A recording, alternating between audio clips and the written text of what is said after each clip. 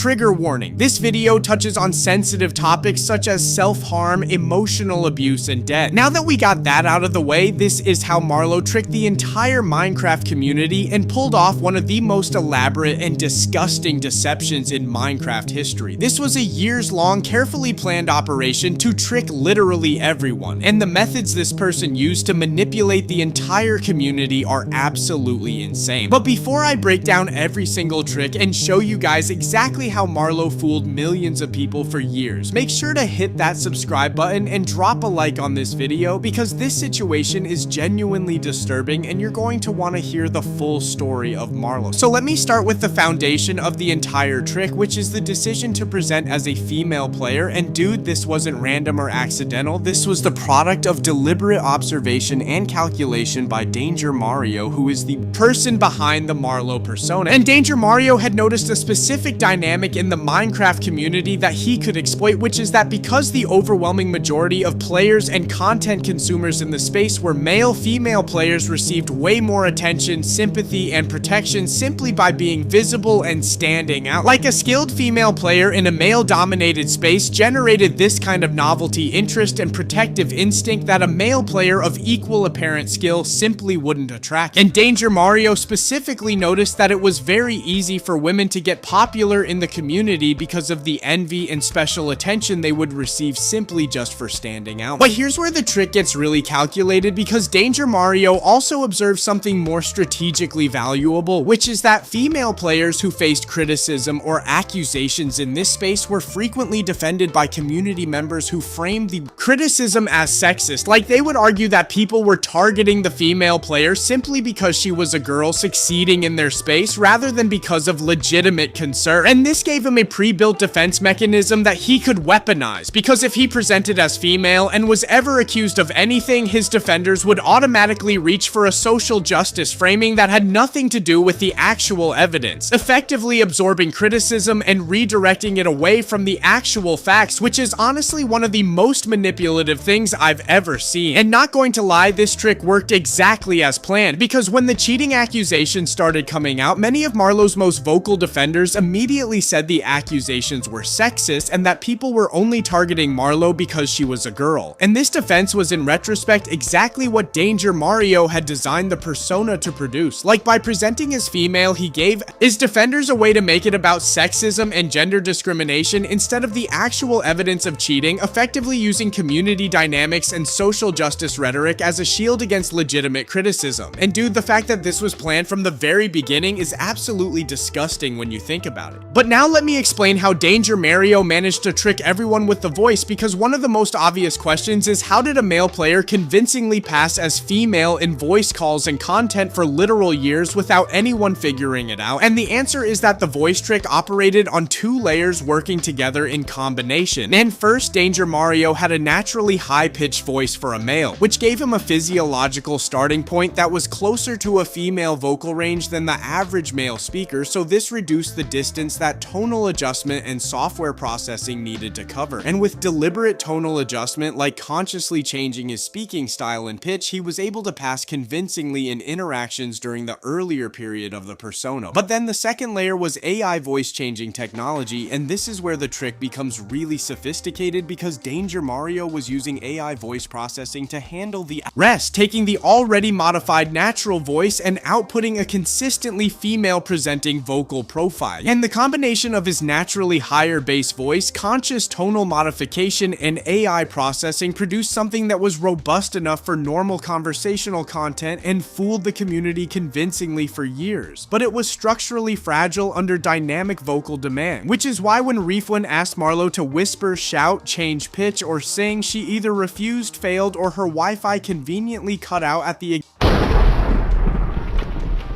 exact critical moment. And this fragility is actually really important to understand, because it shows how calculated the trick was. Like, DangerMario knew the limitations of the AI voice technology, and he knew that certain vocal tasks would expose the processing, so he had to carefully control every interaction to make sure he was never put in a situation where he'd have to do something the AI couldn't handle. And when Refwin finally designed a test specifically to exploit those weaknesses, the entire voice trick fell apart immediately. Like, Marlow completed alliteration, which is the easiest task for AI, but then couldn't complete whisper, refused to shout, and had her Wi-Fi cut out at the exact moment the pitch change test was requested, which according to power outage data affected only 0.346% of customers in the area, making it statistically basically impossible that this was a coincidence. But dude, the cheating trick is a whole other level of deception, and let me explain how DangerMario managed to fool professional coaches and the entire competitive community for so long. So DangerMario used custom-built cheat clients throughout Marlow's competitive career, and the key to this trick was that he wasn't using publicly available cheat software that could be easily detected. He was using purpose-built or heavily customized tools provided through direct personal relationships. And the first phase used a client developed by a friend of his referred to as XNQ, and the personalized nature of this client was strategic because it wouldn't match the signatures of known public cheat software, making detection through normal anti-cheat analysis way harder. And then when DangerMario and XNQ had a falling out, the cheat development was taken over by Jai Guy, who is DangerMario's best friend and also the owner of PvP Club, which is the main competitive server. And dude, this is where the trick becomes absolutely insane, because the owner of the main competitive server was simultaneously developing and maintaining the cheat software that the #1 ranked player on that server was using to maintain her ranking. So the competitive infrastructure and the cheating apparatus were both controlled by the same inner circle, which means legitimate players competing through PvP Club were competing in a system that was rigged from the top. But the trick also involved really careful management of what footage got released and how Marlow presented herself, because when you look at the Mace PvP montage footage that Marlow posted publicly, her aim looked absolutely superhuman, with perfect center mass tracking on every single kill. But then when she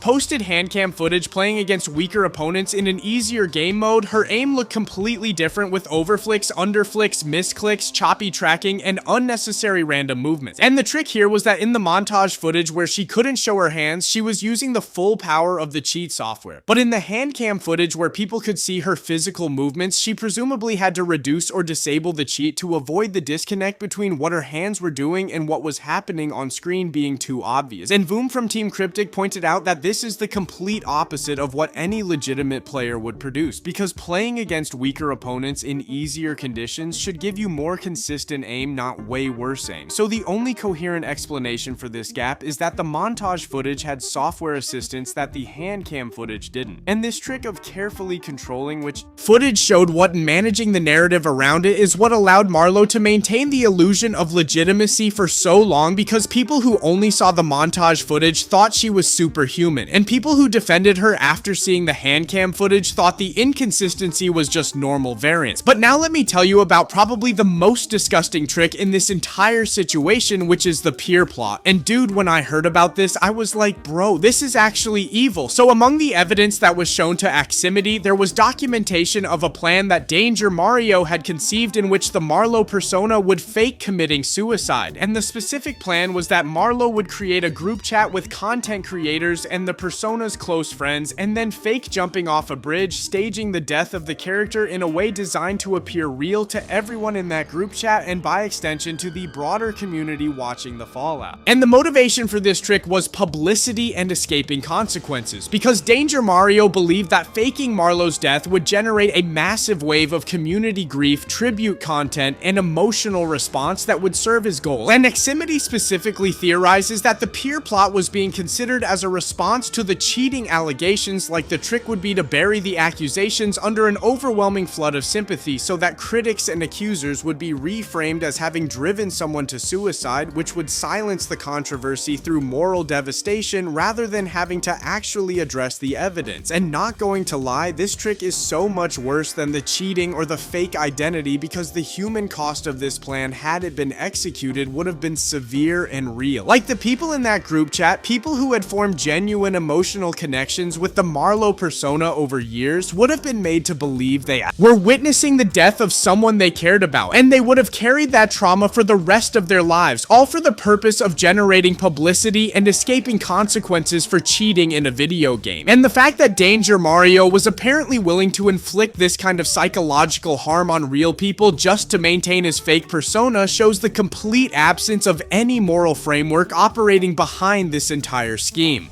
But there's another financial trick that needs to be talked about, which is the exit scam against Jackpot MC, and this shows that the deception extended beyond just the competitive scene into actual financial fraud. So Marlow entered into a formal contract with the owners of Jackpot MC, specifically someone named Jittered and an associate named Enrico, and under this contract, Marlow agreed to build and deliver a website and server infrastructure for Jackpot MC in exchange for Jackpot MC partnering with Marlow's server, and the Jackpot MC owners invested thousands of dollars and months of collaborative work into this partnership based on the contract. But the trick here was that throughout the entire period of the collaboration, Marlow was secretly building her own competing server rather than delivering on the contractual obligations, and she kept the Jackpot MC owners engaged and investing by stringing them along with repeated 2-week delivery promises like, oh yeah, we'll release the server in like 2 weeks, which is a classic delay tactic used in scams to keep the victim engaged and continuing to pour money and effort in while the scammer completes their actual goal. And eventually the website infrastructure that had been paid for and developed as part of the Jackpot MC partnership was simply taken by Marlow and used for her own competing server instead, which is straight up theft and financial fraud. And Jittered has stated explicitly that he would sue Marlow if he had any identifying information about the person behind the persona, which means now that the true identity has been exposed as DangerMario, the legal consequences from this scam alone could be really significant. And this trick shows that the deception wasn't just about achieving fame or a competitive ranking, it was also about directly stealing money and resources from real people who trusted the Marlow persona, which adds a whole other layer of how disgusting this entire operation was. But dude, there's even another trick that shows how far ahead DangerMario was planning, which is the stand-in plan, and this is honestly one of the most calculated pieces of the entire deception. So among the evidence that was shown to Aximity, there was documentation that DangerMario had arranged or was planning to have a specific other person physically act as DangerMario in order to counter the accusations that Marlow and DangerMario were the same person. And the logic of this trick is that if someone could point to DangerMario as a separate identifiable person who was visibly distinct from Marlow, it would create apparent evidence against the accusation that they were the same individual. So by having a proxy physically perform the role of DangerMario, appearing on camera, speaking, and being present as a separate person, DangerMario could point to this stand-in and say, see, DangerMario is a different person, he exists separately, therefore Marlow cannot be DangerMario, creating false evidence of separate identities. And this wasn't a reactive defense that was thrown together after the accusation started. This was a pre-planned countermeasure built in anticipation of the accusations coming, which illustrates how carefully DangerMario was monitoring the risk of discovery, and how many steps ahead he was thinking in terms of managing the narrative and maintaining the deception. And when you step back and look at the full scope of all these tricks working together, you realize that DangerMario had basically created a complete monopoly over the competitive Minecraft PvP community through layers and layers of deception. Like, he founded PvP Club, which became the main competitive server. He passed ownership to his best friend Jai Guy to maintain effective control while appearing to step back. He constructed the Marlow persona using the female identity trick to exploit community dynamics. He used AI voice technology layered with his naturally high voice to maintain the vocal deception. He used custom cheat clients developed first by XNQ and then by Jai Guy to fake the competitive skill. He carefully managed which footage was released to control the narrative. He had the stand-in plan ready as a countermeasure against exposure, and he even had the peer plot ready as a nuclear option to bury accusations under grief and sympathy. And the result of all these tricks working in combination was that the most prestigious achievement in the competitive scene, the #1 ranking, was never legitimately available through merit. It was assigned, manufactured, and maintained by the same people running the game, and every legitimate player who competed seriously and invested time and effort trying to reach the top was competing in a system that was fundamentally rigged, and every person who formed a friendship or emotional connection with the Marlow persona was building that relationship with someone who didn't exist, and every person who defended Marlow against the accusations was being manipulated into using social justice rhetoric to shield a male cheater from consequences. And honestly, when you look at the sophistication of these tricks and how long they worked, it shows that DangerMario is genuinely a very, very good manipulator, which is exactly what he was known for in the Crystal PvP community back in 2019 and 2020 before any of this started. Like, his entire approach to Minecraft, even years before Marlow existed, was built around fake identity, trust exploitation, and destruction from within, because he would go on alternate accounts, infiltrate player groups and communities under false identities, build trust with those groups, and then grief them from the inside by destroying what they had built. And the Marlow operation was literally just that same pattern executed at a way larger scale and over a much longer period, taking the same manipulation tactics he'd been using for years and scaling them up to trick an entire competitive community for multiple years. And honestly, I'm just glad the truth finally came out and people can see what was really happening. Anyways, subscribe and I'll see you guys in the next video.